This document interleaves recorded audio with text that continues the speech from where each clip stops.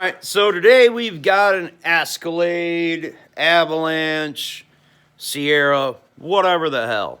2008, it's got a busted caliper on it, leaking right out the hockey puck, freaking pistons. We need to replace this caliper. Most stores that you go to, you're gonna find out that these calipers are about 80 bucks. But you should be able to repair them about 8, maybe less. Really chapped my ass when I called up the parts stores and they told me that I could not rebuild these calipers.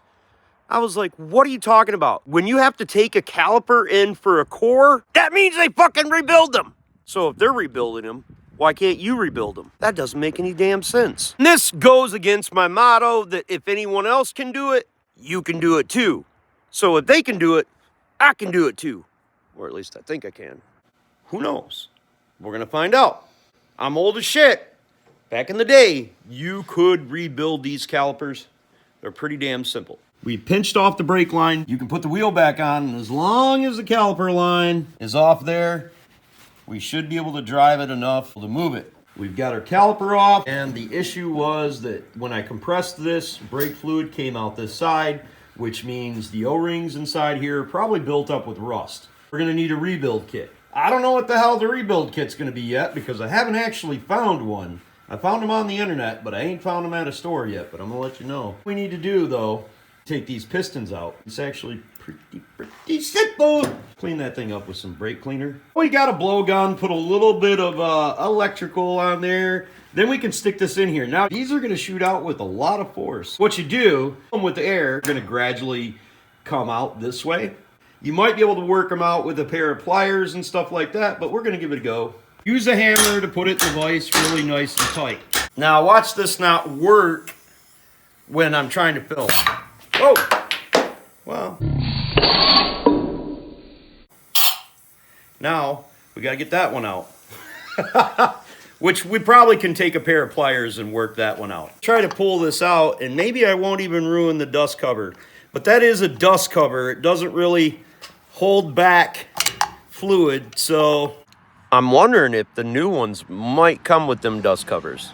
You might be able to grab this sucker and start pulling it out, and we could always take something, put the piston back in, sure that this rubber gasket goes around your cylinder right here, and then we could put the old brake pads right here or our new ones, and then that will only allow that to come out so far, which would allow you to push the other cylinder out with air, possibly. Okay, so we've got stuff in there. Hopefully it doesn't come out as far as it did. And there we go. I don't even know if this is gonna work, but at the very least, you're gonna see what they're charging you $90 for. Basically, they're charging you for cleaning up the caliper, replacing this boot, and that boot right there. They're charging you for one O-ring. So I'm gonna set these down just the way they came out. So they go back inside there the right way. Now up underneath here, if you take your finger and a pick tool, you're gonna be able to pull this out. Mostly what happens is you'll have rust up right around here because the calipers stayed out for an extended period of time, and then it makes it leak. Tool, I'm gonna try not to destroy this because I wanna measure it if I can. And I wanna pull that O-ring out of there. I may be able to get this from General Motors, so I'm gonna do some calling and try to get this going. We've got our rebuild kit. Now this should be the same rebuild kit from what I understand from 2000. I'm assuming the late model build in 99 because they had a mid-year change. All the way up to 2018, and that's the GM part number right there. So I paid about 18 bucks for this kit, but I'll bet off the interwebs, I can probably get this cheaper. The kit came with 2 new dust covers and 2 new O-rings. So on this caliper, I measured this, so it's about 57 millimeters around, it appears to be. It's a little bit closer to 58, so 58 might work for that. And about 3.5 millimeters, this is probably more than likely standard. But I thought that'd be helpful to have in the video, just in case you can find one of these flat style O-rings like this and you don't want to buy the GM ones. We just need to make sure that the inside of the barrel is real smooth and real clean. When the dust cover goes in there, it's going to be protruding out this side. This side is very flat. So this would go in there just like this. Let me get this thing cleaned up a little bit, and let's see if we can reassemble it and see if it works. It's been a while since I've done one of these. It's been a while since I've been with your mother too, but I ain't complaining. She wasn't that good.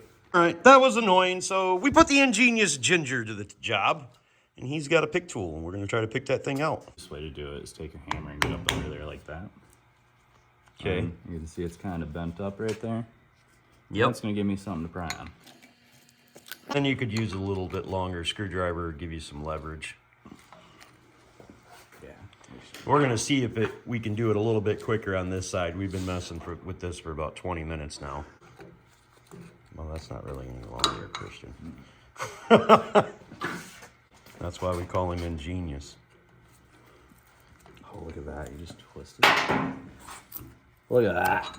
Bing, bada bing, bada bing, bing, bing. Now see if you can get this one out quicker.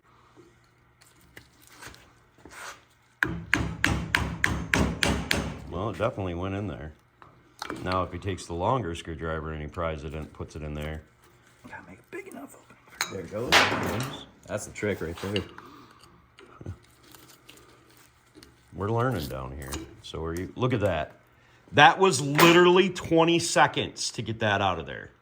We just didn't know before. It's been a long time. I'm really old. Now we're just gonna take some brake cleaner, a clean rag. Also gonna take our pistons, and we wanna make sure that they are clean and don't have a bunch of pitting and stuff in them. This part does not seal, but this part does. And if you remember correctly, our seal goes up in that groove. So we're gonna put that in there. Now we don't have to put any dielectric or anything on that. We want this we don't want anything interfering, getting our brake fluid contaminated. How this works is, as our fluid goes in the back of here, it fills up these two cups, and as it fills it up, it pushes it out, in and out, in and out. Work it. You can hear the bed springs squeaking right as we do this.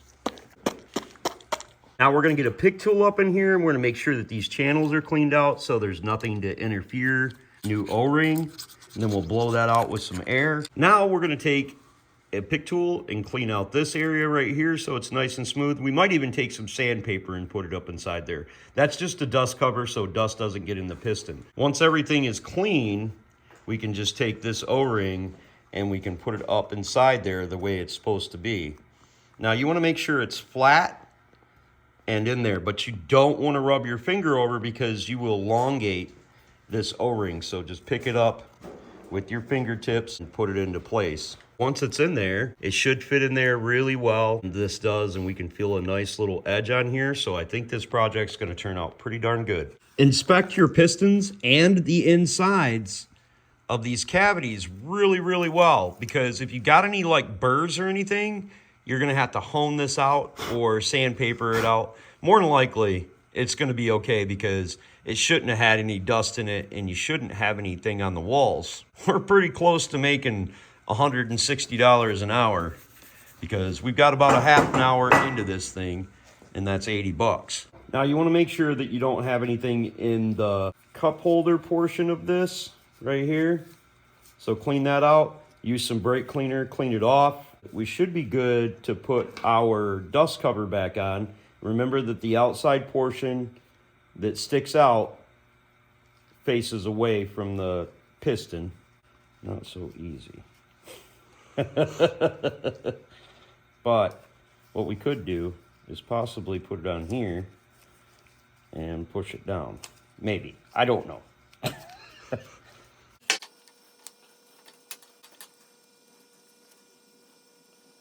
Not on there all the way yet. So we take our fingernails and we push it up like that until this goes down inside that groove. Looks correct to me.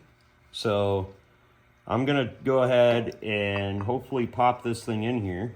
It's gonna be kind of hard to put in your old brake pad, and you can probably push them in at the same time. And as long as your bleeder's out, it's gonna push the air out. But it's probably not gonna be the simplest thing to get started. I'm gonna put that inside there. Now I think you could just tap these in here. I was thinking my piston press tool out. We all have one of them junk things that we don't really ever use for anything. And then putting that in there and allowing this to push this back here.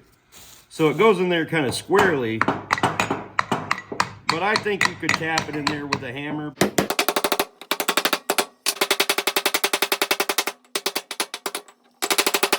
Yeah, they don't go in for shit. This one's going in pretty good, but this one, not so much so.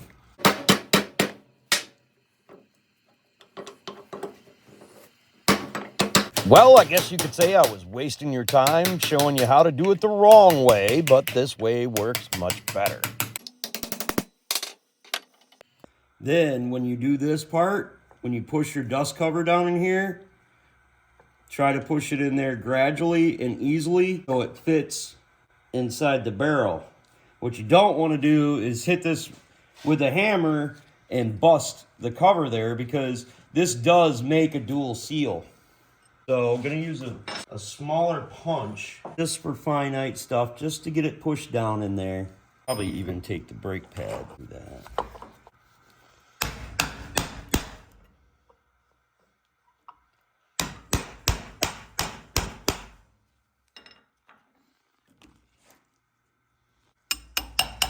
Give her some light taps, and you may be able to even just take the screwdriver and push it down. Don't work it around, just push it down. All right, that's good enough for me. So another way to do this is take a pick tool. The other side just basically rolled right in. Can do that till your little heart is content. We're all done with it. Do you think it's gonna work? I hammered her pretty hard. That's not what she's ever said. However, I really thought I was doing something, I promise. I was almost certain of it. Okay, so now we've got the caliper back on, and just to check the premise for the video to make sure it works, we're gonna go ahead and put the brake pads in there, squeeze it together, make sure it's not leaking. You don't have to start it. You can just pump it up.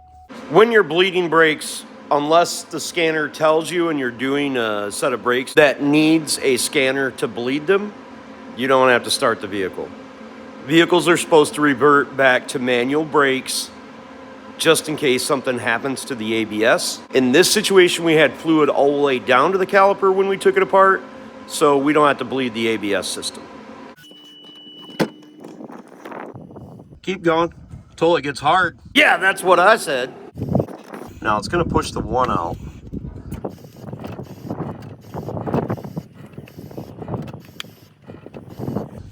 And 8 pumps later, it's hard. And what we're looking for is we don't want to see any leaks. Is it hard now, Christian? Are both out? Yep, both are out. It's fucking rock hard. Nice! All right, look at that. $18, no holler, you feel good for a long, long time.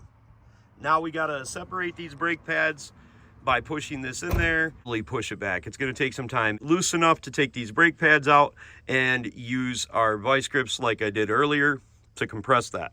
You could have put as much metal in here, like put your brand new brake pads here and your old ones here, and then these wouldn't have pulled out so far. However, though, you want them to go out as far as possible like I did, because you don't want to have any leaks. Then that way, if there was any leaks on the barrels, like say it was chafed and you missed it or something like that, you'd be able to see the leak.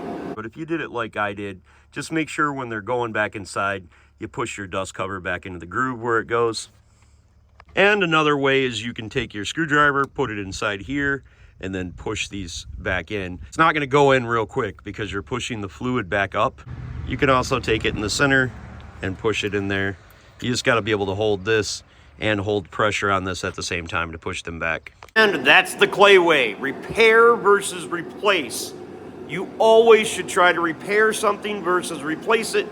Obviously, there's a limit to that. If it's a couple dollars and it takes you a couple hours, you're not going to do that stupid stuff. So use your head. Don't send me a bunch of comments about that. My name's Clay with the Clay Way here in Grand Rapids, Muskegon, Michigan. If this video was helpful, please consider subscribing, clicking the notifications, sharing my videos, and giving me them sweet old thumbs up. If you've got a question for me, you can hit me up for absolutely free on the Facebook Messenger under Clay's AC and Auto Repair. I try to help you all as much as I can. I can't help you with your baby mama drama, but maybe we'll help you fix your whip. I do it all the time. Sometimes I don't know everything. Remember, don't be the next to them, be the absolute first of you. And if anybody else can do it, you can do it too. Plus, I was thinking about depression. And I've went through bouts of depression several times in my life. Thought about, doing the type thing. And every time I've been in that situation, I gave myself a mission. So give yourself a mission. Doesn't matter what it is. Keep yourself occupied to keep that mind tight. God bless, folks. I love you, folks. Have the greatest of days.